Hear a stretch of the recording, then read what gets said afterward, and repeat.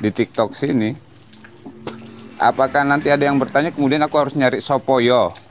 Mana itu Bang Sopoyo yang habis masuk di sini terus bertanyanya sama Islam?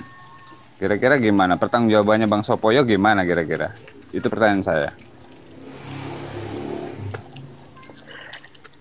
Bertanyalah dan berdalamlah pada ulama-ulama yang memang sampean percaya dengan indikator satu, dunia di genggamannya, dua, dunia tak terpandang olehnya, tiga, urusan pribadi bukan mutlak untuk kepentingannya.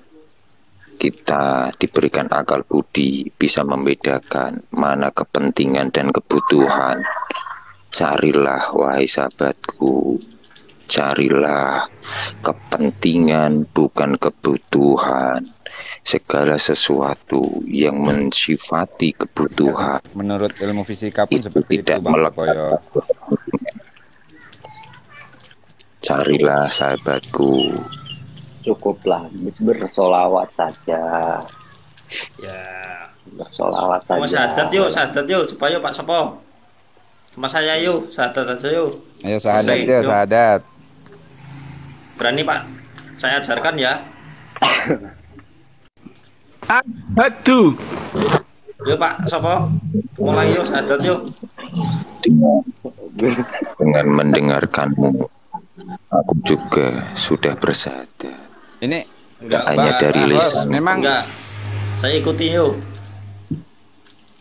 Ikuti ya. Tak hanya dengan Bang Fen. otakku. Nah ini yang memang Kristen mau naik alirannya ada Bang yang di Sopo bawah. Biar kita diskusinya seru. Christian Prince kalau mau naik tak naikkan. Ini soalnya boring juga ini diskusinya seperti ini kan si Pak Sopo ini. Enggak, memang teman-temannya Bang Sopo di TikTok sudah mulai banyak saya lihat yang sering masuk kemudian membahas Model-model kayak ini. begini. Iya. Sudah mulai banyak. Jadi saya sudah paham, saya ngerti. Tapi nggak tahu mereka tim atau gimana. Tapi para netizen sini yang nulisnya apa namanya boring, jengkel gini, lihat-lihat tulisannya jengkel pada semua turunkan. Turunkan. Iya, enggak ini gitu. teman-teman Kristen kalau mau naik aku naikkan ya, silakan. Ya. Kalau mau naik kirim permintaan. Kirim permintaan nanti. Jadi gini Pak Sopo, sebelum Pak Sopo turun ya. Enggak, sebelum Pak Sopo turun aku mau ngomong gini. Pak Sopo, inti dakwah adalah pada saat Pak Sopo inti dakwah, ini yang setahu saya ya, inti dakwah, pada saat Pak Sopo disenangi kaum kafir, saya akan pertanyakan dakwahnya Pak Sopo. Terima kasih.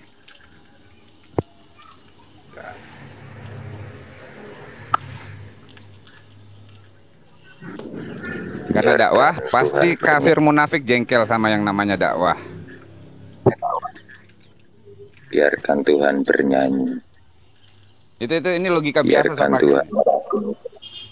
Biarkan Tuhan menyanyi, silakan. Mau nyanyi boleh, mendadutan boleh, ngorok-ngorokan boleh. Ya. Bebas. Pak Sopo mau nyanyi apa?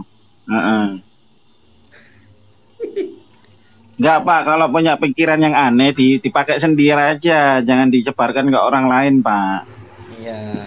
Dan saya pesan jangan juga diturunkan sama anaknya. Kasihan tuh anaknya. Sampean bertanya, saya menjawab. Sampean bertanya, saya menjawab. Sekali lagi saya hanya menjawab ketika sampean bertanya. Lah tadi pertanyaan saya itu tidak dijawab, malah Pak Sopo mengajak beranalogika. Pertanyaan saya tuh, siapa yang mau bertanggung jawab ketika ada orang dengar omongannya seperti Pak Sopo ini, kemudian dia bertanya ke sesama Muslim, tahu nggak dosa jariah namanya? Apa yang Anda ucapkan Anda pertanggungjawabkan loh Pak Sopo. Saya bertanggung jawab dan saya mengatakan, bertanyalah kepada ulama yang berkriteria tiga tadi kan di sekitar Anda, di sekitar kita semua.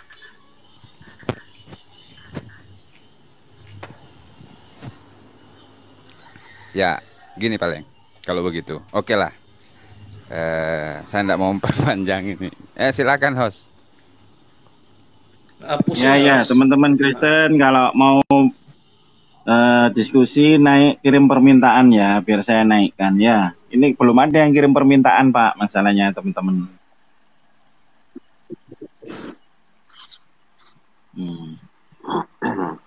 Jadi ini Pak Sopo, Ya. Pak Sopo ini Teman Kristen. Monggo.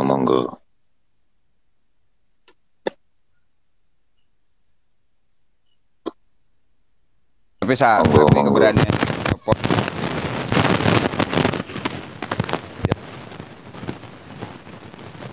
Saya hanya berpesan, kalau ini Dan pesan, mempertanggungjawabkan sendiri. saya hanya berpesan, tidak ada manusia satupun di Indonesia ini yang menyembah batu, manusia, atau apapun selain Tuhan yang Maha Kuasa. Dan untuk teman-teman Kristiani, Yahudi, Bang Sopo itu loh, coba itu loh ada yang ngomong di bawah itu loh, ditanggepin coba, silakan ditanggepin itu loh. Itu Bang Sopo yang lantur apa yang ngantuk? Ya dari tadi nggak nyambung Pak Sopo ini. Iya, bikin pusing aja ini. Ya debat sama Kristen aja, biar seru, atau ateis. Ini nggak jelas ini Bapak ini. Dibilang Islam juga bukan, dibilang bukan ngaku Islam, repot kan? Iya, bilang Kristen bukan. Ya nggak jelas, punya bikin agama, kok punya Tuhan. Iya. Nggak punya akal gitu loh, kan nggak masuk. Ya binatang punya akhlak katanya. Binatang punya akal. Kalau binatang punya akal, kambing kemana-mana pakai rok, gitu loh. Ya, makanya kalau saya bilang dia punya Bang, akal. Iya, binatang Bang, juga bisa nikah. Jangan-jangan Pak Sopo nanti mau nikah sama kambing nanti. Kalau kambing punya akal, Bapak ini yang benar dong kalau bicara. Iya loh. Bapak ini ngomong sekali ya lagi, kalau nggak berakal ya Iya, binatang tok Pak namanya, karena dia binatang yang berakal maka disebut manusia. Itulah yang membedakan manusia dengan hewan, yaitu akal itu tadi. Itu loh Pak. Jadi Bapak jangan ngomong ngawur. Kalau Bapak mengatakan binatang berakal, bisa-bisa dia punya akhlak. Emang Bapak pernah tahu ayam berakhlak? Pernah lihat? saya tidak Bapak pernah ngomong Tuhan ada di mana-mana. Kalau begitu Bapak mau mengatakan kalau Tuhan ada di dalam septic tank gitu. Kamu mau mengatakan Tuhan di dalam ini loh, Pak Sopo. kotoran. Bapak ini nggak jelas orangnya. Pak Sopo. Pak Sopo masih belum keluar dari room ini sudah mau pertanggungjawaban kata-katanya aja belum bisa di sini. Padahal belum keluar room loh ini. Gimana di dunia nyata? Ini ngomongnya campuran, campur aduk. Jadi bingung yang mau jawab itu loh, Pak Sopo. Katanya nggak percaya, katanya nggak punya agama, punya Tuhan, binatang berakhlak, berakal. Katanya hewan disamakan dengan manusia. Ngomong sendiri Bapak ini Sopo ini dari tadi. Pak Sopo, ini hostnya beradab loh, nggak langsung nge-kick Pak Sopo loh. Makanya, manusia adalah hewan yang berakal. ini loh Pak Sopo, Itu belum keluar room aja belum bisa menjawabkan ini. Nggak masuk akal itu, muter aja itu. Ini kita hanya berenam loh Pak Sopo di sini. Saya hanya mengatakan sekali lagi, saya jawab, manusia adalah hewan yang berakal. Yang kedua, itu Pak Sopo sendiri yang ada di mana-mana. Pernyataanku hanya seperti itu, kawan. Jangan melebar. Ya, di mana-mana itu menunjukkan tempat, Pak.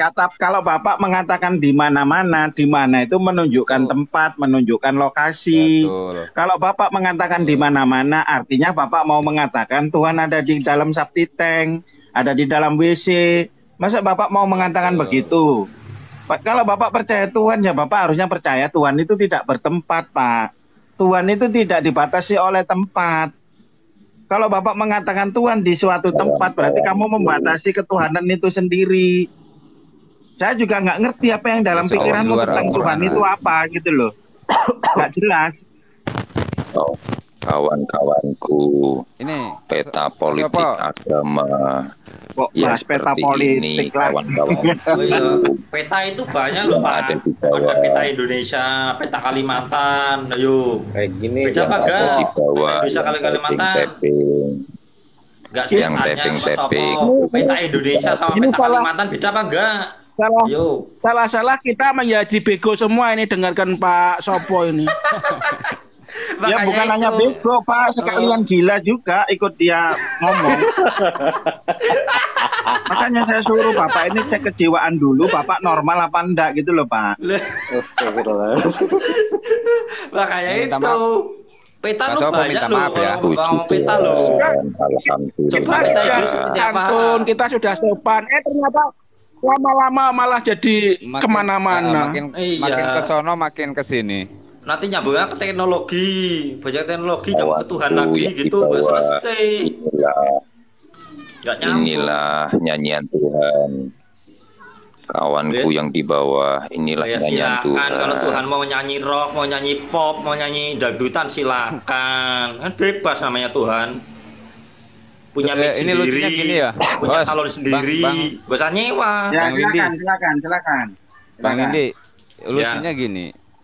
Tuhan menciptakan segala sesuatunya. Semuanya dia yang ciptakan. Ini saya lihat Pak Sopo yang mengatur Tuhan harus seperti ini. Dia ada di mana-mana. Jadi lucu, yang menciptakan segala sesuatunya bisa diatur oleh manusia gitu loh. Dengan Ya ini kata-katanya Pak ada yang Sopo ngirim yang saya ambil dari awal permintaan. ini. Ini agamanya apa ini? Bang Arung 21. Ini mau tak naikkan ini, Bang Arung. Iya, iya. Nah, saya nggak tahu Muslim apa Kristen. Kalau Kristen silakan naik. Nafsu, biarin. Askal Mansur, biarin. Nah, turun Pak aja, Sopo. bingung itu Pak. Pak Sopo lucu. Bentar. Kita naikkan yang lain aja yang bisa diajak diskusi. Ini Bang Arung ini agamanya apa, Pak? Masya Allah, Pak Raka masa nggak kenal saya sih. Ya, Assalamualaikum, kayaknya kok beda Barakah. ini ya. Enggak Siapa, lah. Pak? Siapa? Lupa aku. Masih nama yang ini. Waalaikumsalam. Nggak, Masih dulu nama pakai yang nama apa? Kayaknya kalau pakai Arung nggak pernah lihat aku. Ada kok, kita berteman lama, udah lama. Pak Sopo itu siapa? Ya pakai nama apa sebelumnya, Bapak? Arung. Nggak Arung, tahu. Tapi Tiba-tiba Arungnya muncul. dulu pakai dia Arungnya. Oh, Arunge. Ya, itu Arunge. Coba. Beda lah. Ini kan ganti nama sekarang, Arung 21. Ya, silakan, Pak. Bang Arung orang Bugis Iya. ya? Iya, namanya kan Arung. Oke, lanjut. Pak Sopo tadi itu siapa, Pak Raka? Ya nggak Oten. tahu Pak, nggak kenal saya, tiba-tiba Oh, ngajukan Emang naik, dia dia- menyatakan dirinya Islam, tapi kok pemikirannya aneh gitu loh Pak, gitu aja sih. Oh, saya pikir tadi Oten. Enggak kok itu tadi. Dia nggak nyebut dirinya Islam juga kok Pak. Tadi. Yang saya tahu dia ndak memberikan pengakuan kalau dia Islam. Iya, dia nggak ngomong ya tadi ya. Ndak. Iya, nggak ngomong. Dia ndak beri pengakuan kalau dia Itu ada Islam. Pak yakin masuk surga itu? Ada itu di bawah tuh.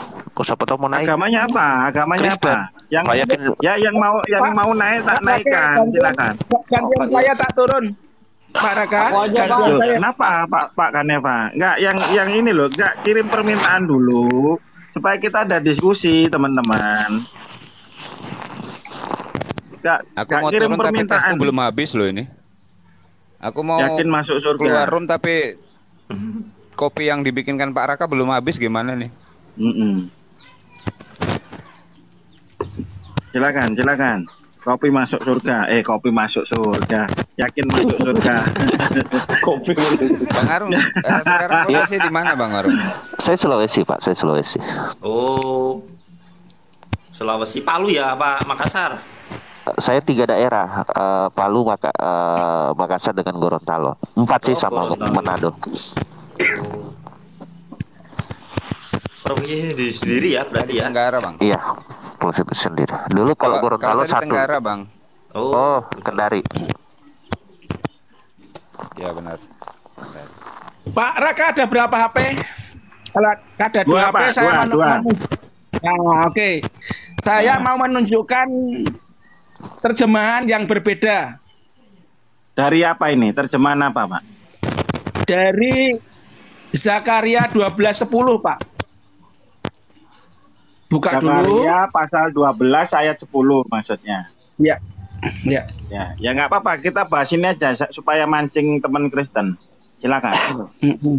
Ini aku akan mencurahkan roh pengasihan dan roh permohonan atas keluarga Daud dan atas penduduk Yerusalem, dan mereka memandang kepada dia yang telah mereka tikam dan akan meratapi dia seperti meratapi anak tunggal, dan akan menangisi dia dengan pedih seperti menangisi anak sulung. Silakan, Pak. Maksudnya gimana ini? Tadi kepada siapa? Kepada diulang lagi kepada.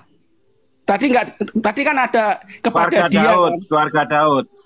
Ya, terus enggak dilanjut satu bait lagi sedikit, tambah lagi kepada yang mana, dia. Pak? Ini kepada aku akan mencurahkan roh pengasihan dan roh permohonan atas keluarga Daud dan atas penduduk Yerusalem. Lalu terus sedikit lagi. Dan mereka memandang kepada dia yang telah mereka tikam. Stop. Dan mereka memandang kepada dia yang telah mereka tikam. Nah, kepada dia kan. Nah, sekarang kita kunci dia ya. Nah, sekarang kita buka di KJV. KJV yang sama ini, Pak. Zakaria 12:10, Pak. Ya, ini sambil kita undang Christian Prince ya, tak kirimkan permohonan untuk naik ya, silakan naik. Mumpung ada teman-teman Muslim di sini, kita diskusi aja. Silakan, Pak. KJV, Pak. Silakan, Pak. Enggak. Jenengan yang buka KJV pakai Google lagi. Ya, KJV, ya, pasal berapa? Sama Zakaria 12:10.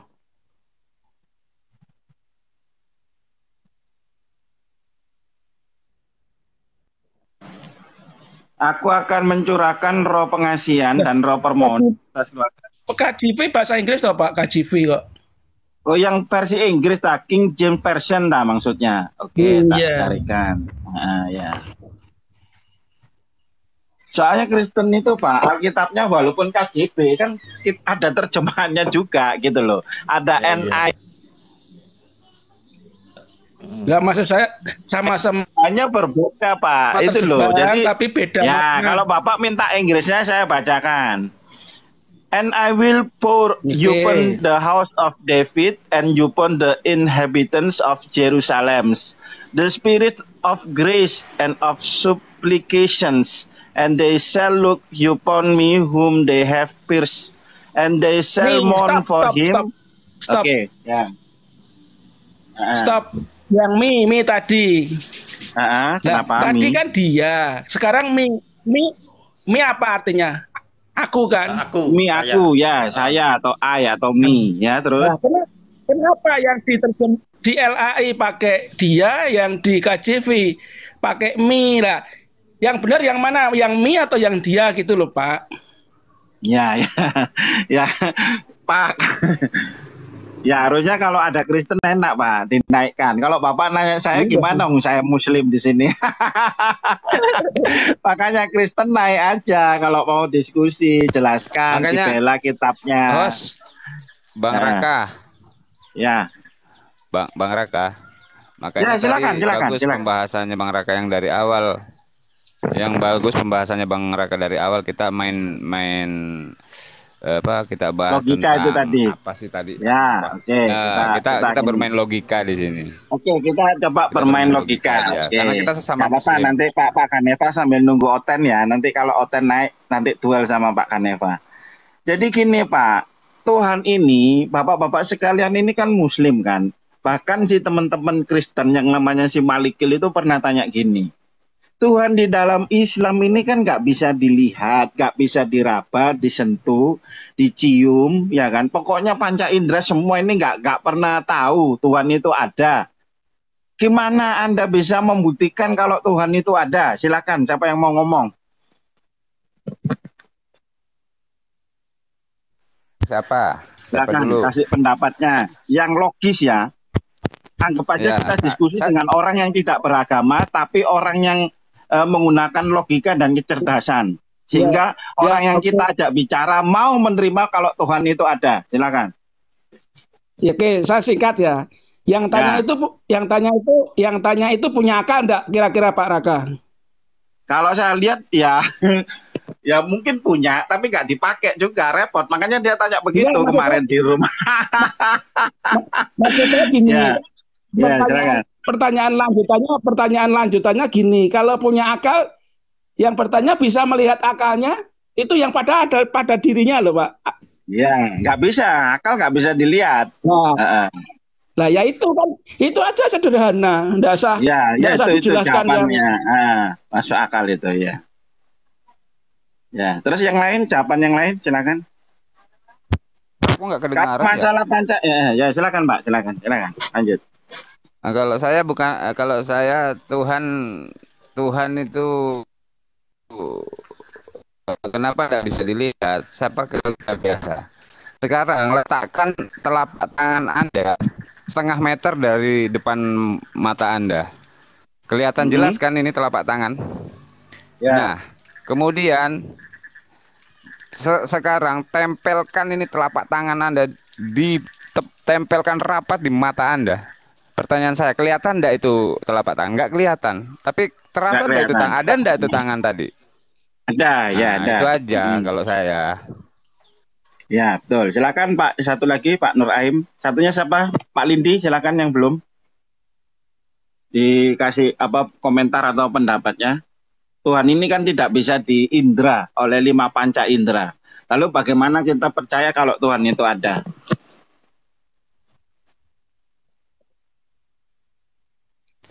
Sebelum Pak Indri, Pak Raka dulu, enggak apa-apa. Ya, kan panca indera kan banyak Pak. Salah satunya kan mata, ya kan. Mata ini bisa untuk melihat, ya toh. Waktu itu ada enggak Pak, menurut Bapak? Waktu ada. Nah, Bapak bisa lihat bentuk waktu? Oh, enggak bisa. Nah, waktu itu kan ada. Tapi dia tidak bisa dilihat oleh panca indera mata. Tapi dia ada. Ya kan? Terus yang kedua, pedes. Ada yang bisa melihat bentuknya pedes dengan panca indera mata? Ini mata dulu ya Pak. Kita kan ngomongnya indera itu kan banyak. Salah satunya mata. Dan di dalam keislaman, ya Tuhan yang memang nggak bisa dilihat kan di dalam Islam. Kecuali tetangga sebelah Tuhannya mereka bisa dilihat. Ada yang tahu bentuknya pedas?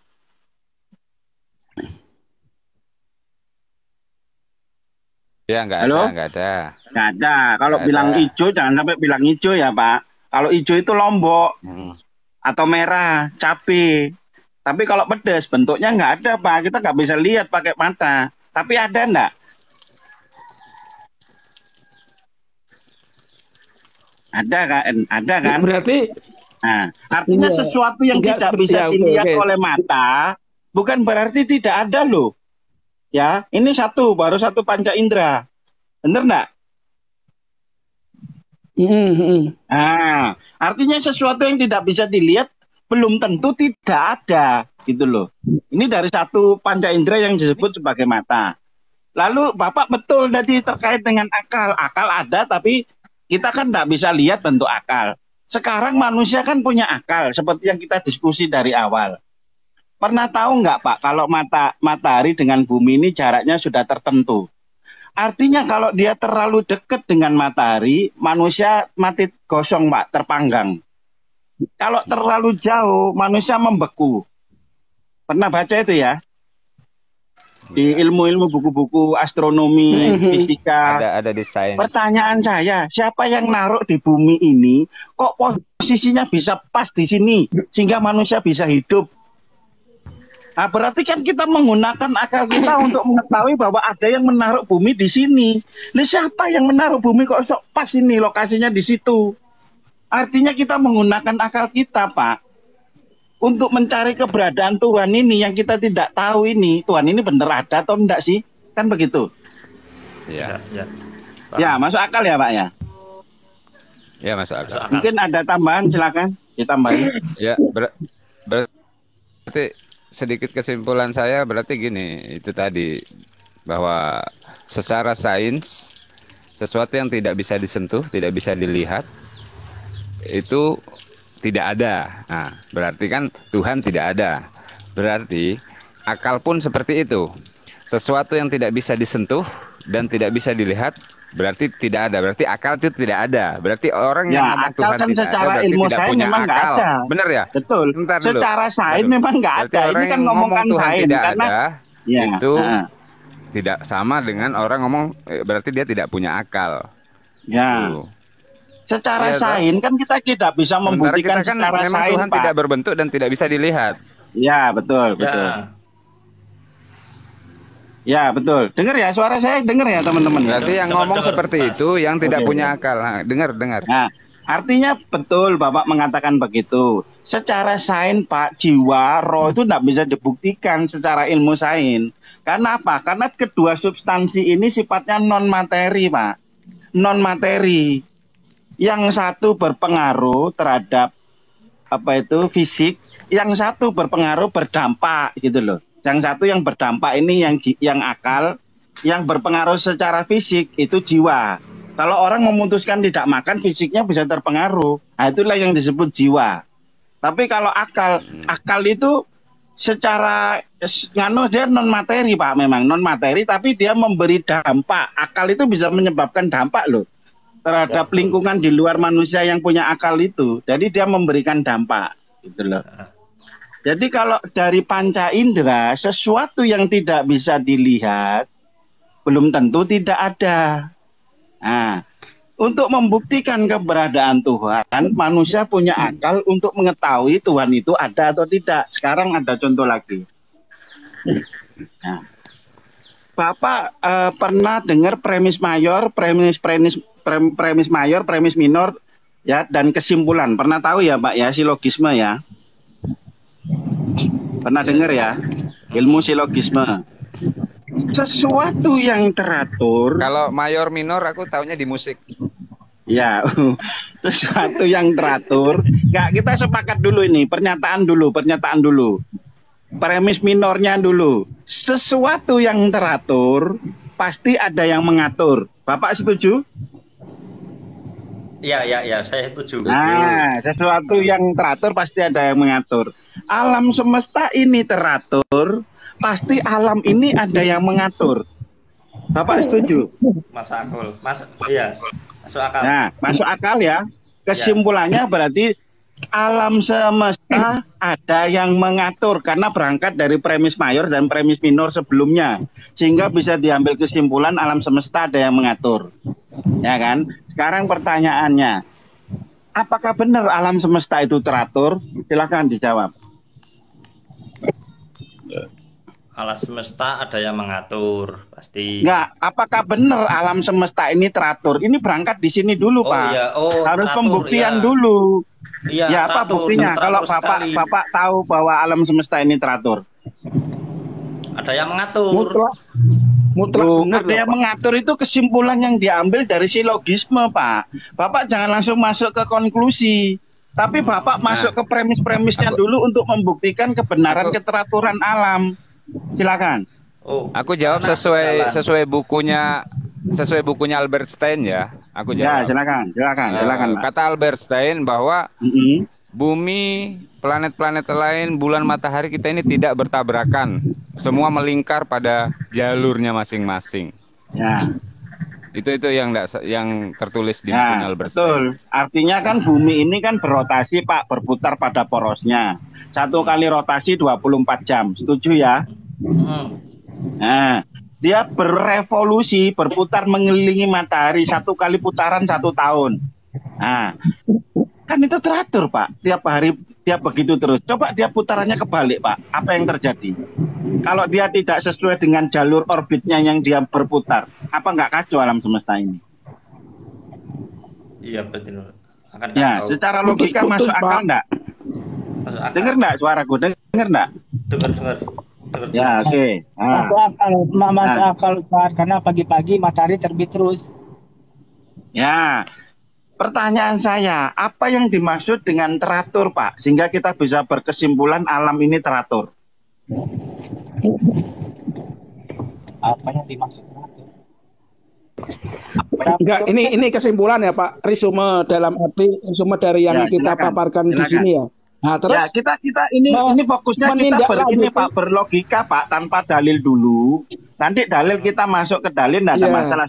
Ketika kita menggunakan logika kita kalau kita bertemu dengan orang yang yang tidak percaya Tuhan, maka kita menggunakan jawaban Muslim. ini, Pak. Karena mereka tidak bisa kita pakai dalil Quran mengatakan begini, mereka tidak akan percaya. Mereka tidak akan percaya itu. Gitu loh. Sekarang saya tanya, menurut Bapak yang logis itu Tuhan bisa dilihat atau Tuhan tidak bisa dilihat? Silakan. Nggak bisa lah.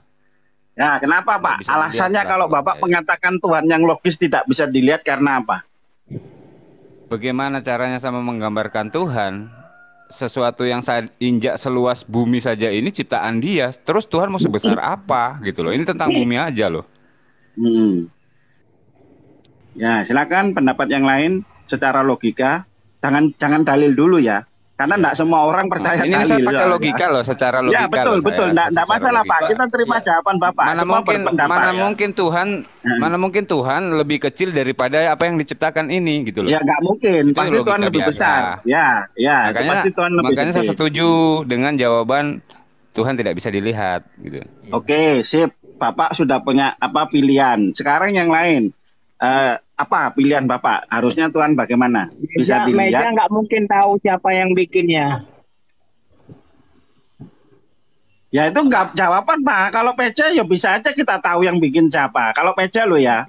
Yang lain, pendapat yang lain. Nggak, meja itu sendiri nggak tahu dia siapa yang bikinnya. Meja tidak tahu siapa yang bikin. Yang tidak tahu saya atau mejanya? Mejanya.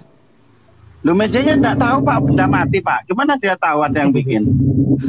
Maksudnya gimana ini? Maksudnya gini Ustadz, maksudnya meja itu sendiri dia nggak tahu siapa yang bikinnya, diri dia itu gitu. Nah, itu kalau punya nyawa Pak, tahu. Iya. Ya kan akal kita ini kan terbatas juga. Aku bingung nggak maksudnya Pak Ridho gimana? Kita dengerin pelan-pelan. Silakan Pak. Kita dengar. Mejanya itu sendiri, yang benda mati itu sendiri, dia nggak tahu siapa yang ciptakan dia. Nah, menurut Bapak kira-kira meja itu bisa tahu yang menciptakan? Pakai logika Bang Ridho. Pakai logika Pak. Batas gimana kita bisa tahu tuannya kita? Ya kalau Bapak kan membahas meja ini tadi.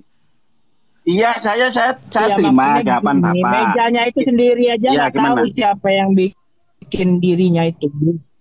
Mejanya itu sendiri, yang benda mati itu dia nggak tahu siapa yang ciptakannya. Sama lah ibaratnya dengan kita ini. Lah makanya meja itu punya nyawa apa enggak kok sehingga dia bisa tahu atau tidak tahu? Menurut Bapak meja punya akal berarti? Nggak tahu. Karena syarat untuk sesuatu itu tahu atau tidak tahu, dia harus berakal dulu Pak, baru bisa tahu atau tidak tahu. Dan dia harus berjiwa dulu.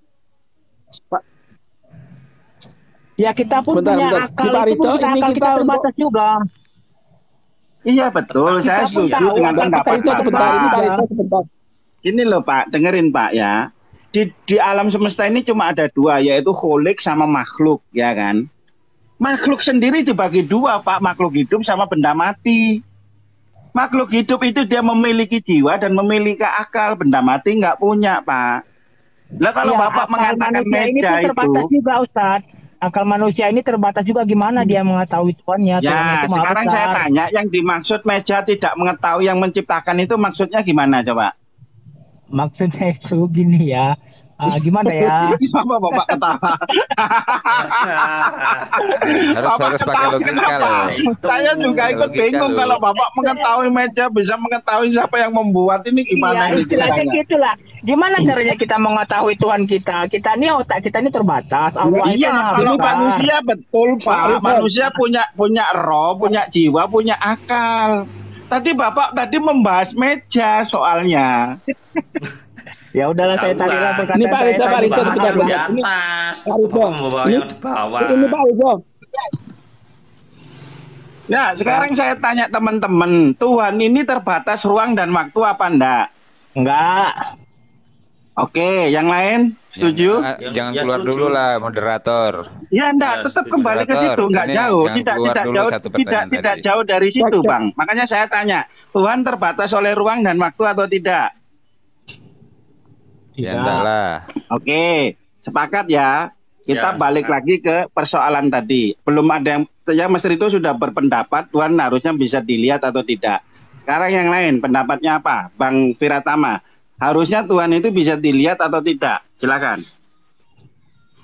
Sesuai dengan persepsi Anda. Anda berpikir bisa dilihat, ya bisa dilihat. Kalau enggak, ya enggak. Bapak jangan bertanya ke saya. Posisi saya ini bertanya pendapat Bapak yang Bapak yakini. Itu tadi jawaban saya. Diskusi. Itu tadi yang saya jawab. Jangan dilempar ke yang bertanya, Bang. Abang datang ke sini. Makanya, kita persilakan untuk berpendapat. Oke, gini. Saya bilang Assalamualaikum warahmatullahi wabarakatuh. Kan Waalaikumsalam warahmatullahi wabarakatuh. Ini perkenalan justru dulu, saya Bapak agamanya apa? Enggak, agamanya, Bang. Biar kita tahu. Saya Islam. Oke, silakan. Alhamdulillah. Ya, silakan, Bang. Tadi saya tertarik naik itu, dari tadi kan saya mendengar mengenai akal.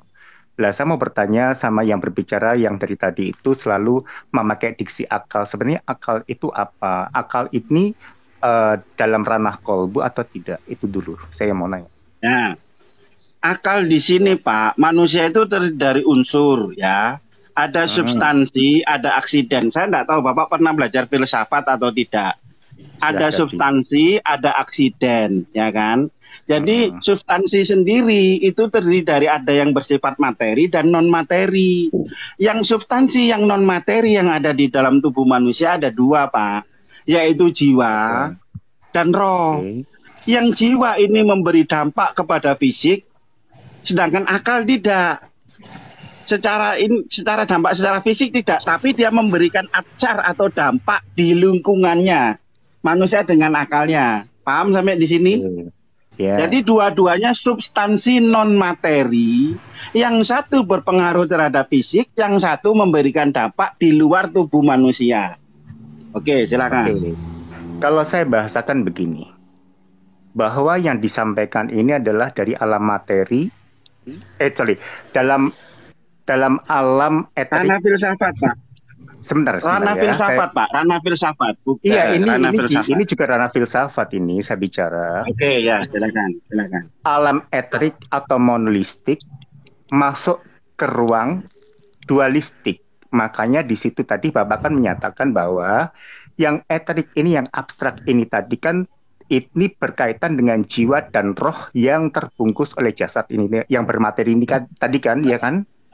Nah, sekarang pertanyaannya, yang dikatakan akal ini sama kolbu itu sama bukan?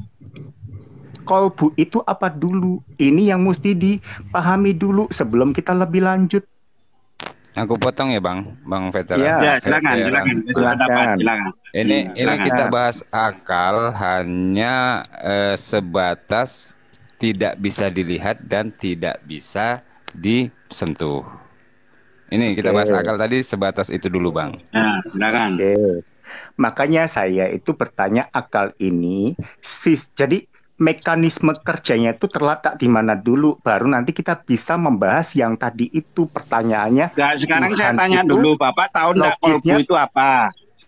Kolbu itu apa dulu menurut Bapak? Gini. Karena di dalam ilmu filsafat itu hanya ada substansi, aksiden, dan substansi dibagi dua, materi dan non materi. Yang non materi itu ada jiwa sama akal. Kolbu ini menurut Bapak apa? Silakan. Loh, justru saya bertanya sama Anda. Anda dari tadi kan saya harus tahu dulu definisi kolbu, karena yang saya tahu di dalam ilmu filsafat, kalau yang Bapak maksud kolbu itu adalah jiwa, maka jiwa itu berbeda dengan akal, Pak. Kan saya sudah ngomong, dua substansi ini non materi. Dia bukan materi, sehingga tidak bisa dilihat oleh pandangan fisik. dua substansi. Saya menyebutnya substansi atau jauhar di dalam ilmu filsafat. Ya, Iya. karena dia Dalam sifatnya bahasa non lain kan materi, jadi gini. Dalam bahasa lain yang namanya non materi ini kan unsur-unsur batin itu tadi kan. Makanya saya bertanya dulu, ini kita samakan persepsi dulu ini. Menurut Bapak, itu akal itu ranahnya di sistem kerja atau mekanisme pola berpikir atau bukan? Ranahnya di kolbus itu bukan? ya kalau non materi ya non materi Pak rananya. Kan saya sudah bilang, kalau Bapak masuknya materi jadinya hukum fisika. Kalau Bapak ranahnya non materi bisa dibahas di dalam ilmu filsafat, Pak. Kalau memang ilmu filsafat dulu memang besar cabangnya, tapi memisahkan diri kalau dia menjadi unsur yang sifatnya materi. Paham Pak maksud saya, Pak? Ini temanya Kalau yang Bapak maksud, itu ya kembali ke ketuhanan, biar jelas. Ya, setuju. Tuhan itu ada atau jadi gini, terlalu kompleks kali, nggak usah dibahas. Ya, yang dasar-dasar aja. Oke, supaya dulu gini, ya. Ridho gini. Saat kita sudah memahami mengenai akal tadi itu kan letaknya di ranah kesadaran nanti arahnya bukan, kan ini ke yang situ. dilawan yang kita mau bahas itu masalah sama orang ateis gitu. Orang ateis Ya, ini loh Pak, Pak Piratama, saya itu kan ada pertanyaan, Bapak naik, monggo Bapak mulai, Bapak masuk ke diskusi itu, nanti Bapak bisa membuka percakapan baru tentang topik yang Bapak mau. Nah, sebelum Bapak naik, saya bertanya. Jawaban saya tadi sebenarnya gini Pak, saya tadi sebenarnya udah menjawab bahwa saat Anda berpikir Tuhan itu ada, maka itu bisa dikatakan ada. Saat berpikir tidak ada, maka tidak ada. Itu jawaban saya. Loh, dari tadi saya udah jawab. Bapak? Sekarang saya tanya ke Bapak. Bapak percaya Tuhan itu ada atau tidak ada? Enggak, saya tanya ke kamu. Langsung, sekarang gini pendapatmu. Saat saya di area gnostik, artinya saya memahami Tuhan itu ada. Bapak ini kan datang ke sini, naik ke Komal, saya tanya pendapat Bapak. Sebentar dulu Pak, sebentar dulu, saya bicara dulu, Bapak kan arahnya kan silakan. Saat saya mengatakan Tuhan itu ada, bisa dilihat, maka di situ area gnostik karena sumber informasinya jelas. Bentar. Ada dengan bisa dilihat itu sesuatu yang berbeda. Bapak jangan menyatukan dua makna kalimat yang sebetulnya tidak sama. Sebentar dulu, Pak. Sebentar dulu. Saya selesaikan dulu omongan saya dulu biar jelas, biar ada atau tidak ada. Itu aja simpel loh. Tinggal Bapak jawab, Bapak percaya atau tidak ada. Saya percaya. Udah. Berarti Bapak mempunyai akal. Berarti saya percaya. Artinya Bapak percaya adanya Tuhan. Berarti dalam hal ini Bapak, ya makanya supaya jelas Bapak bukan ateis. Artinya Bapak percaya Tuhan itu ada. Masalah dilihat atau tidak itu urusan yang berbeda dengan ada atau tidak. Itu beda Pak. Jangan dicampur adukan. Sekarang pertanyaan saya sebelum Bapak naik. Bapak, sebentar Pak, saya bicara dulu. Sebelum Bapak naik, saya itu melontarkan pertanyaan Pak yang dibahas oleh teman-teman di dalam Komal. Dengerin pertanyaan saya. Seharusnya Tuhan itu bisa dilihat atau tidak bisa dilihat kalau secara akal? Silakan Bapak jelaskan. Secara akal nggak bisa dilihat. Akal loh ya. Akal ya, ini. Alasannya apa? Boleh, itu jawaban Bapak kita terima. Silakan. Alasannya apa sekarang, Pak? Karena berbicara abstrak ini tanpa kena yang apa ataupun yang di situ terkondisi abstrak. Bapak kok jadi dalang di sini? Sebentar, ini bahasa Jawanya begitu. Bahwa mengenai Tuhan itu keberadaannya memang sudah seperti itu. Sebentar. Bahasanya memang seperti itu. Tuhan keberadaannya seperti itu. Kita mau ngutak-ngutik seperti itu apa? Itu bukan jawaban, Pak. Kalau Bapak ditanya harusnya Tuhan kelihatan atau tidak, ya karena Tuhan harusnya begitu. Masa jawaban begitu, Pak? Ya kalau Bapak mengatakan sesuai akal bahwa Tuhan harusnya tidak bisa dilihat, saya terima jawaban Bapak. Iya, tidak bisa dilihat. Udah selesai, udah sampai situ. Ya, saya terima. Oke, bagus. Bapak punya jawaban. Sekarang saya tanya alasan sehingga kita bisa menerima jawaban Bapak dan jawaban Bapak itu masuk akal buat kita. Silakan. Itu tadi saya udah jawab juga. Hal yang abstrak ini sudah tentu tidak bisa dilihat. Makanya saya bahasakan tan keno kino yang ngopo tadi itu sesuatu yang sudah nggak bisa diutak-atik di situ. Kan begitu jawaban saya. Clear kan? Maksud jawaban secara logika begitu. Mungkin teman-teman setuju atau tidak setuju, silakan kita diskusikan. Nggak masuk itu. Nah, silakan Pak Lindi, silakan. Ketidaksetujuannya kenapa Pak? Harusnya bagaimana? Harusnya kalau mempercayai Tuhan dia mempunyai akal. Kalau tidak mempercayai tidak ada Tuhan berarti tidak punya akal. Gitu aja, selesai. Sekarang saya tanya, Bapak-bapak di sini percaya nggak kalau Tuhan itu tidak terbatas oleh ruang dan waktu? Coba dijawab dulu. Nah, yang sama siapa? Setuju? Yang kembali setuju atau kan kembali tadi. Nah, tak kembalikan Bang, makanya harus dijawab dulu. Setuju tidak kalau Tuhan itu tidak terbatas oleh ruang dan waktu? Silakan. Setuju atau tidak? Oke. Kalau setuju kita akan menjawab harusnya Tuhan itu bisa dilihat atau tidak. Kenapa? Kita kasih contoh ya, teman tetangga sebelah. Mereka meyakini Tuhan mereka bentuknya manusia kan? Setuju ya? Yang mereka yakini kan bentuknya orang rambutnya gondrong itu kan? Ya kan? Nah, yang kayak penyanyi rock itu. Nah, dia lahir ya di Bethlehem. Artinya kan dia punya tempat, Pak. Bethlehem namanya. Ya kan? Pak, dia Anda lahir ini sudah satu menggiring Masehi. opini. Bentar, Kita di sini tidak membahas mengenai ajaran lain.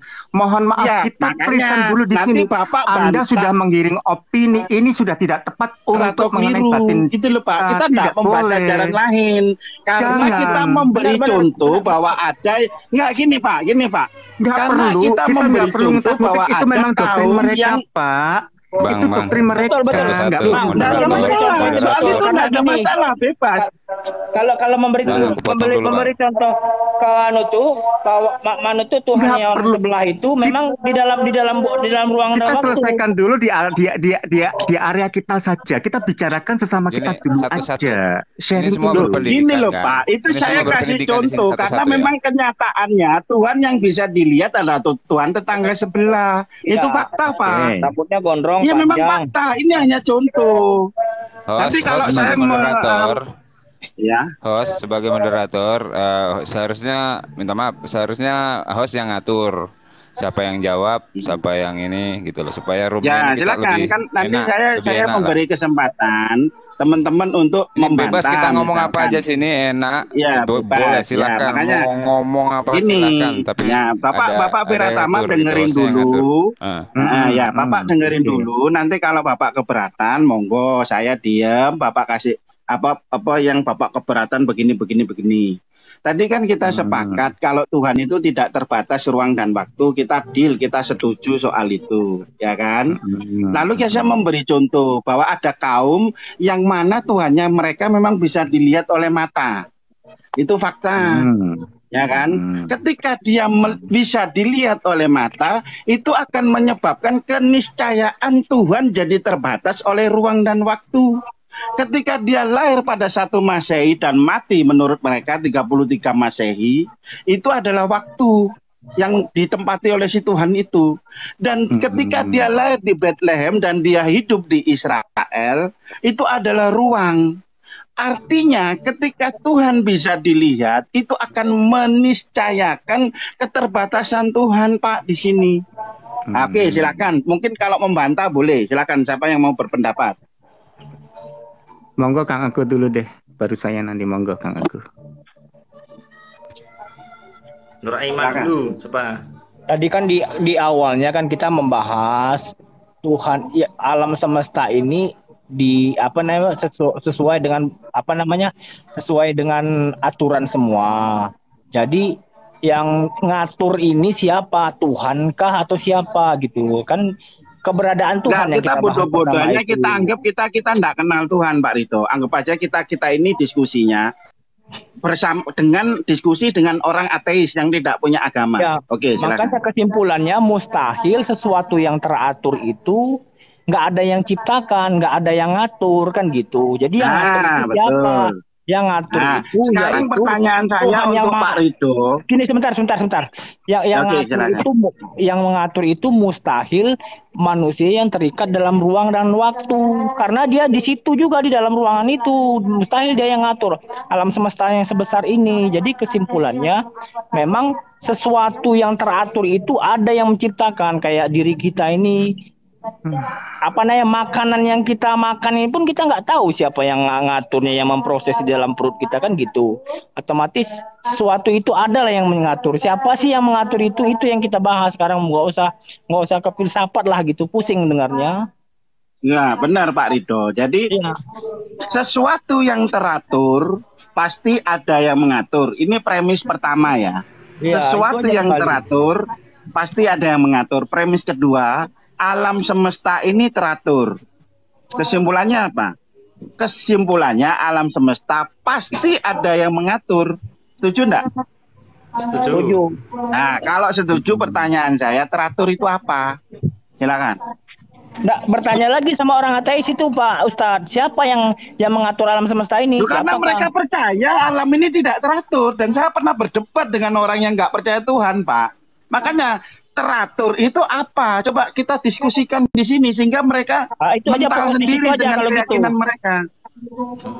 Kalau ateis itu setahu orang yang berilmu, jadi dia tahu apa namanya alam ini sudah teratur semuanya, mereka percaya Pak, mereka percaya alam ini tidak teratur, makanya mereka mengatakan begitu. Supaya kita mengkonter pendapat orang ateis, maka kita harus punya keyakinan bahwa alam ini teratur. Maka jelaskan teratur itu apa. Iya. Ya, maksud saya bergeser 1 derajat pun matahari ini udah hancur bumi ini, alam semesta ini gitu. Jadi mustahil kalau misalnya bergerak sendiri itu matahari, bulan, bintang itu bergerak sendiri mustahil. Kalau ateis tahu orang-orang yang berakal dia mungkin dia nggak tahu gitu. Betul. Ada pendapat yang lain. Selamat pagi semua. Ya silakan Pak. Muslim ya, Muslim.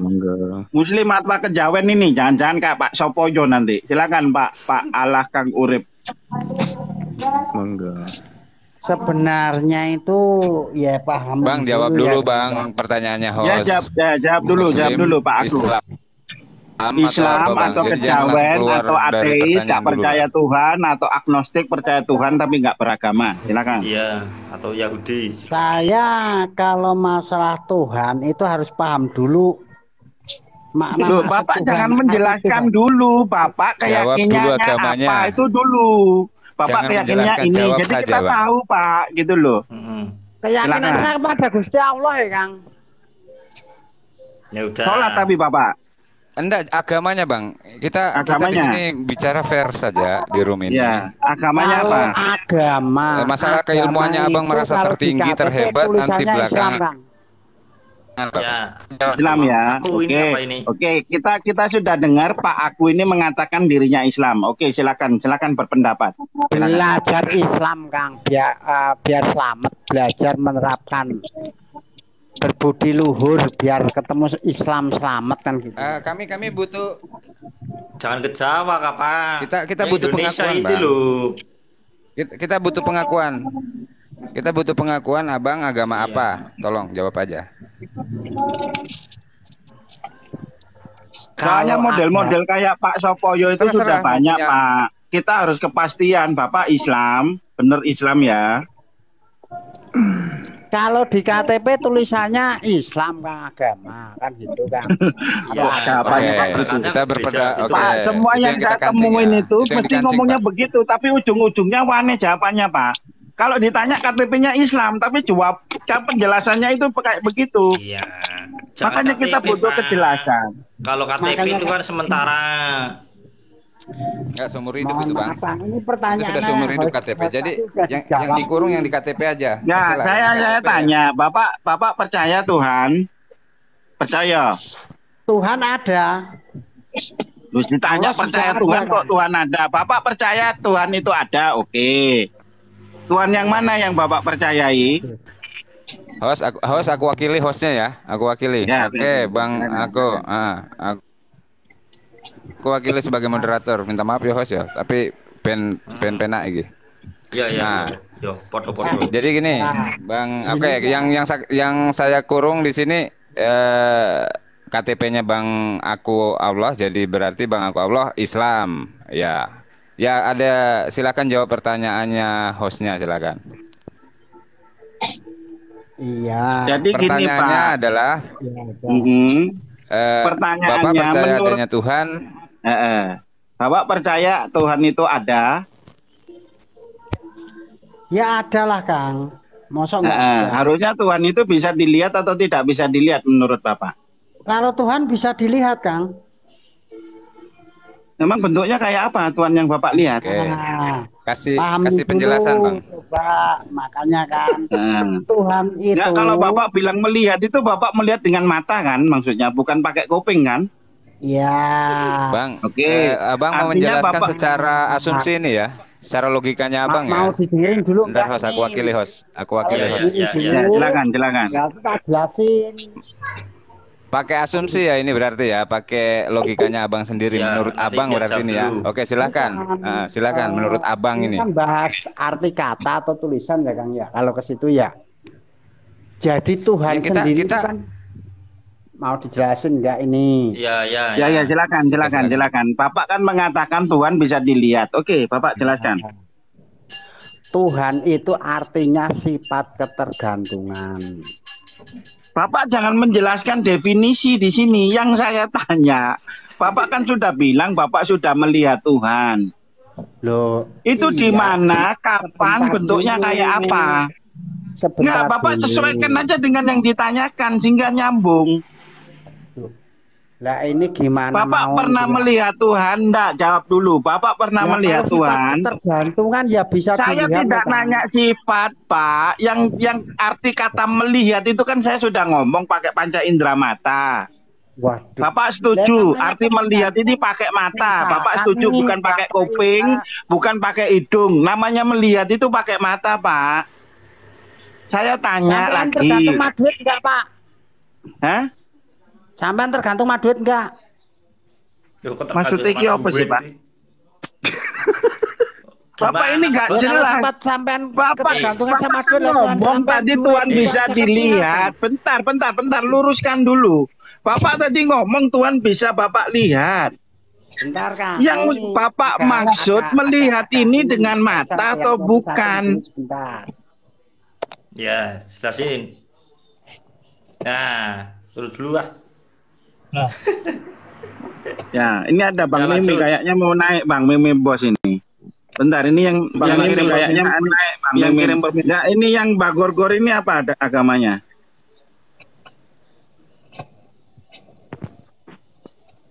Selamat sore, Bagagor. Pertanyaannya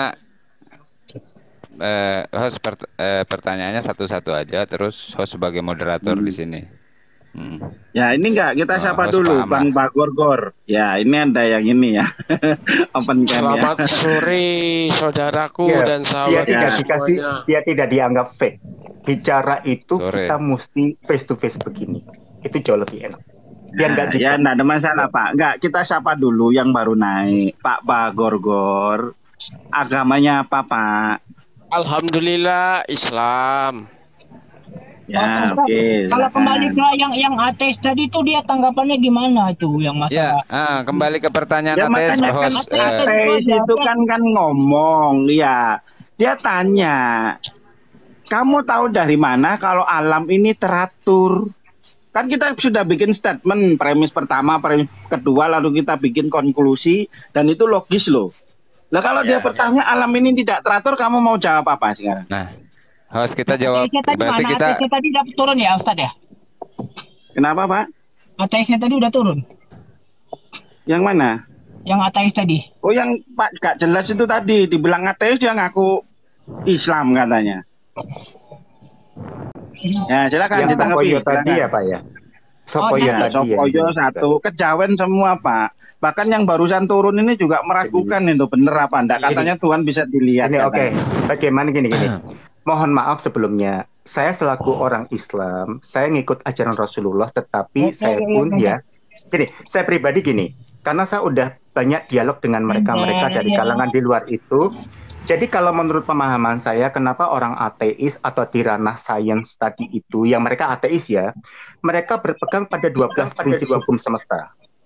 Itu salah satunya. Makanya mereka itu, boleh saya katakan gini loh. Makanya dari tadi kan saya bilang ada gnostik sama agnostik. Sebenarnya mereka itu di area ini, tetapi mereka itu belum mengambil keputusan final untuk mereka ini berpegang pada Pak Ridho, suaranya bocor Pak Ridho. Di-mute dulu Pak. Kuenya nggak bagi-bagi. Kuenya nggak bagi-bagi. Pak Ridho. Lu kan bocor suaranya. Pak Ridho minta tolong halo Pak Ridho. Aduh. Hostnya bisa nge-mute.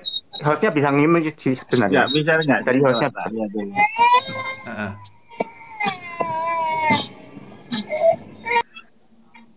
Nah, oh ya bisa, oke. Baik, saya hanya menyampaikan informasi yang pernah saya dapat. Jadi mereka itu berpegang pada 12 prinsip hukum semesta. Ya, silakan nanti dicari sendiri. 12 prinsip hukum semesta. Ya, salah satunya yang mewakili diskusi kita apa itu? Satu aja. Satu, the law of oneness, the law of attraction, the law of correspondence, the law of vibration, itu yang mereka pegang. Makanya disitulah mereka menganggap bahwa semesta ini tetap akan teratur sesuai dengan mekanismenya gitu. Itu pegangan mereka. Makanya tadi saya dari awal tuh saya pengen mengungkap mengenai gnostik dan agnostik ini karena apa? Inilah ranah pijakan mereka. Mereka ini gnostik, bisa saja mereka di area gnostik mendapatkan sumber informasi mengenai Tuhan atau ketuhanan tadi itu, tetapi mereka bergeser ke arah agnostik karena apa? Bukan meniadakan Tuhan, bukan. Tetapi dalam rangka mereka itu harus dibuktikan dengan cara apa? Bisa dengan cara laku bakti, ilmiah, melalui riset bisa. Saat nanti mereka sudah menemukan itu, baru mereka bisa jadi akan berpegang pada ajaran tertentu. Yang mereka saat ini belum pegang, karena mereka ini ranahnya masih materialistik. Itu yang saya pahami, gitu. Ya, jadi Bapak percaya kalau ateis itu alam semesta ini teratur, menurut Bapak. Tapi yang debat saya ini mengatakan alam semesta ini tidak teratur. Ya. Makanya Bapak harus bisa menjelaskan ke kita supaya kita bisa mengcounter apa yang diyakini orang ateis. Teratur itu apa? Bukan gini. Silakan. Sekarang gini, Pak, mohon maaf gini. Bapak itu sampelnya hanya satu orang ateis yang menjawab tidak teratur kan? Coba cari 10 atau 100 orang ateis, pasti jawabannya juga akan beda-beda. Gitu loh. Kalau itu jadi prinsip, Pak, enggak masalah. Saya setuju dengan Bapak omongkan. Tapi kan kita diskusikan memang individual, Pak. Ketika Bapak menemukan orang seperti itu, apa yang Bapak jelaskan ke dia? Saat itu, ya saya masuk ke ranah yang 12 prinsip. Ya, kalau kan nggak semua orang, 12 orang punya pemikiran yang sama tentang keteraturan alam. Sebenarnya, walaupun dia seorang ateis sekalipun. Kan begitu, Pak. Gini, sebenarnya kalau kita bahas tentang apa yang pendapatnya si ateis itu, kita malah justru merasa goblok di depannya mereka. Jadi mending kita bahas sesuai pendapatnya kita saja. Ya makanya saya tanya ke Bapak, Bapak ini di depan apa ini sekarang? HP atau laptop? HP. Enggak di depan apa-apa. Pak Viratama ini apa? Laptop atau HP? Saya tidak, ini di depan handphone ini saya. Handphone. Sekarang saya nanya, menurut Bapak, kira-kira handphone itu yang bisa Bapak buat visi sekarang, video call ini, yang bisa buat WA, nulis SMS, apa atau apapun lah, buat telepon, itu kira-kira bisa merancang dirinya sendiri enggak? Ya tidak lah. Nah, pasti apa handphone yang Bapak pakai ini? Dia ada kan karena apa? Tapi ini kan benda mati, Pak. Tetapi keberadaannya... Ya saya tahu. Tetapi tetap ada keberadaannya mengenai energi. Nanti arahnya ke situ. Tanpa ada daya saya itu tanya, artinya gini, saya jangan ngomong mati hidup dulu. Benda yang ada di hadapan Bapak yang namanya handphone ini, menurut Bapak bisa enggak mendesain dirinya sendiri? Tidak bisa. Oke, tidak bisa. Kalau Bapak meyakini tidak bisa, pasti ada yang membuat. Bapak setuju? Iya. Nah, handphone aja sekecil itu, Pak, ada yang membuat. Dan pasti Bapak berpikir yang membuat ini pasti pinter. Bapak setuju? Itulah yang disebut intelligent design, Pak. Atau kecerdasan desain. yang mana handphone tidak mungkin dia bisa mendesain dirinya sendiri. Apalagi Bapak yang lebih pinter. Masa Bapak bisa muncul sendiri tanpa Bapak diciptakan oleh sesuatu yang lain? Sekarang saya tanya, di dalam jam atau di dalam handphone itu kan ada komponen-komponen Pak, ya kan? Saya nggak tahu ya komponen apa di dalamnya, LCD atau apa, IC segala macam. Itu kan bersatu Pak komponen itu. Satu kesatuan tujuannya apa? Jadi handphone. Setuju? Artinya di sini ada unsur-unsur. Jam misalkan ada jarumnya, ada angka-angkanya di situ, ada mesinnya. Tujuannya apa? Sebagai penunjuk waktu, Pak. Setuju ya? Ya begitu juga alam, Pak. Sama. Sekarang tujuan alam apa sekarang? Alam ini ada kan untuk apa? Jadi kesimpulannya, Pak Ustadz lanjut ke kesimpulan ya, dari jawabannya Pak Ustadz. Bisa diambil kesimpulan bahwa alam ini ada untuk apa? Sama misalkan unsur-unsur di dalam handphone, unsur-unsur di dalam jam, dia sebagai jam penunjuk waktu. Makanya teratur itu Pak, sesuatu yang terdiri dari unsur-unsur dan unsur-unsur itu bersatu membentuk tujuan tertentu. Maka jadilah jam, maka jadilah HP. Itulah yang disebut teratur. Ada keteraturan di situ. Nah kalau alam semesta untuk apa sekarang? Ya untuk kehidupan itu sendiri. Nah betul Pak, setuju. Supaya manusia ini bisa hidup. Kalau alam semesta ini nggak teratur, sudah mampus kita Pak dari dulu. Bulan nabrak bumi, Pak, betul nggak? Pak, ya. Oke, silakan. Mohon maaf sebelumnya gini. Ya, saya silakan. ini hanya menyampaikan informasi yang pernah saya dapat.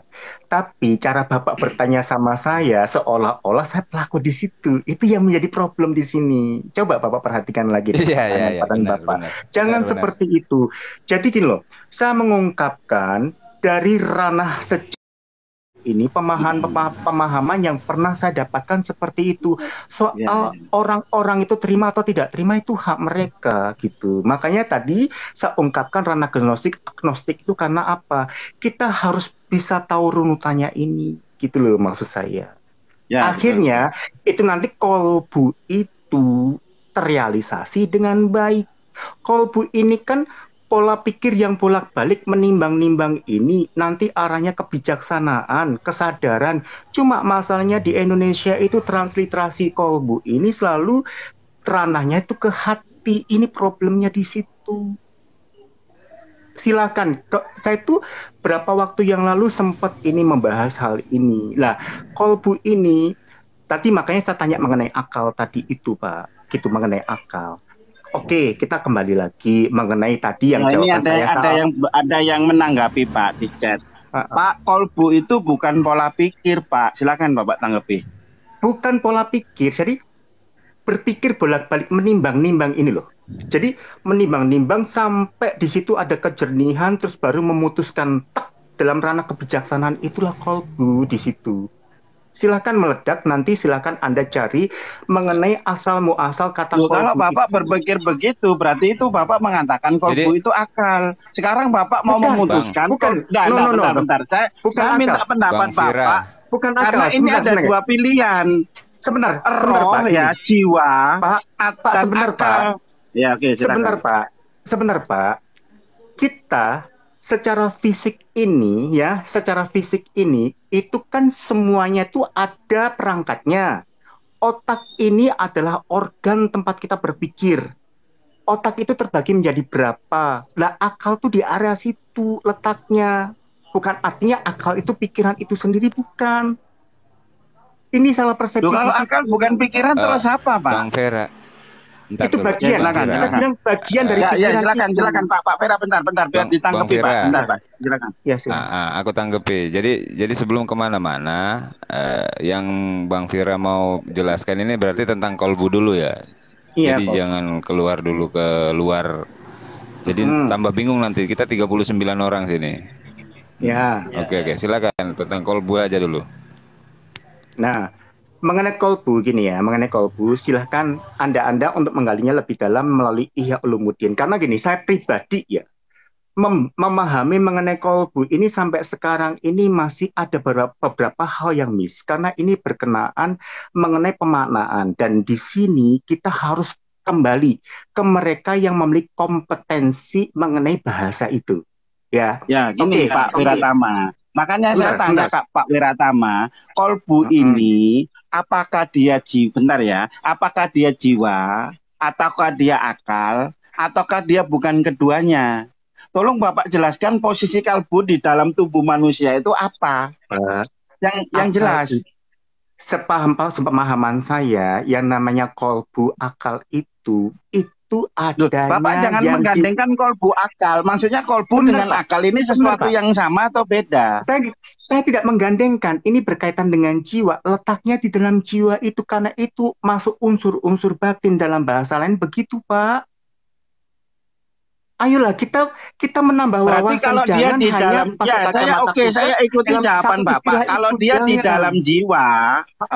di dalam jiwa, apakah dia itu jiwa itu sendiri atau bukan? Biar saya tahu posisi kolbu menurut Bapak. Ini saya kan ingin mengikuti alur pikiran Bapak. Saya kan bilang Pak, itu bagian dalam unsur-unsur batin ini. Kenapa mesti saya jelaskan lagi jiwa atau bukan? Ini kan jadi problem. Unsur-unsur batin silakan Bapak maknai sendiri seperti inilah. Handphone ini ada hardware dan software. Sekarang yang berperanan penting apa? Chipsetnya. Tanpa chipset bisa bergerak nggak? Bisa dipakai nggak? Itu aja sih pertanyaan saya. Masalahnya chipset, handphone Bapak harus tahu. Kita nggak mungkin mengatakan handphone sebagai chipset atau chipset sebagai handphone, walaupun chipset itu ada di dalam handphone, Pak. Handphone ini yang namanya satu perangkat ini namanya handphone. Nah, ini Bapak ada hukum kontradiksi yang Bapak lawan. Kenapa saya ngomong begitu? Sebentar. Ada dua bagian di situ. Ada hardware-nya, yaitu perangkat keras ini. Yang saya tanya ke Bapak, apakah hardware itu bisa kita sebut handphone? Ya bisa lah, keseluruhan ini satu bagian ini ya handphone lah itu. Terus dikatakan apa? Kalau Bapak mau mengatakan bahwa hardware itu adalah handphone, begitu? Nah, masalahnya kalau Bapak mengatakan itu, gini Pak, ya mohon maaf ya, Bapak melanggar hukum kontradiksi yang disebut sebagai hukum identitas, Pak. Hukum identitas itu bunyinya, sesuatu adalah sesuatu itu sendiri, Pak.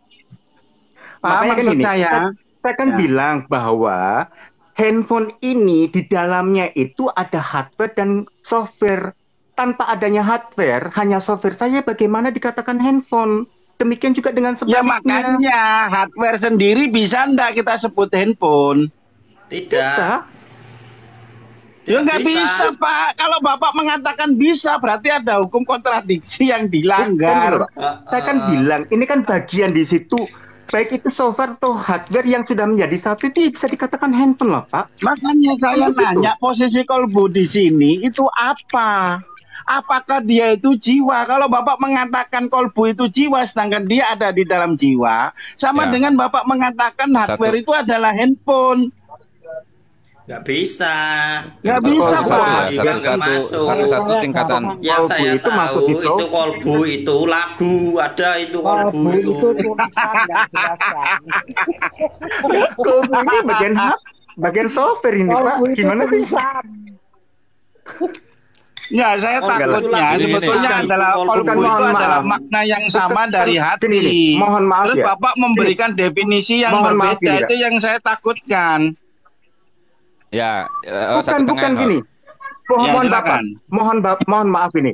Dari tadi kami ditarik karena filsafat. Saat kami masuk ke area situ Bapak cut. Beda diksi, kita harus bisa menerima dulu, dengarkan sampai selesai ureannya. Jadi jangan dipotong-potong Pak. Bapak ini selalu menggiring opini untuk sama dengan yang Bapak pikirkan. Ini yang problem nanti.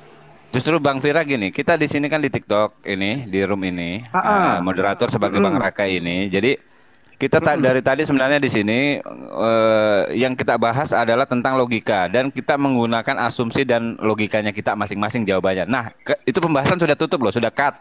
Nah, sekarang kita mau bahas lagi yang lain. Saya rasa lebih bagusnya kita menggunakan pertanyaan atau jawaban itu tidak asumsi lagi. Jadi supaya masalahnya di sini keilmuannya masing-masing nggak tingkatannya beda-beda loh. Jadi nggak bisa kita paksakan perdebatan terus-terusan Pertanyaan kemudian saya, arahnya nanti malah nggak ke mana-mana. Tadi yang menyajikan mengenai ranah filsafat siapa dulu? Yang menyajikan siapa? Saya ngikutin alur loh. Nggak ada, justru nggak ada Pak. Ini kita tadi hanya karena yang dibahas logika. Dari tadi ngomongnya filsafat begitu Pietro. Saat saya coba ke arah gnostik, agnostik dikat terus. Mohon maaf, di sini sudah maghrib. Saya turun dulu ya. Iya. Saya turun dulu. Di sini udah maghrib. Terima kasih banyak. Enggak. Ya silakan. Mungkin Bang Gung Jin mau naik, Bang Gung Jin naik ya. Silakan Pak Gung Jin.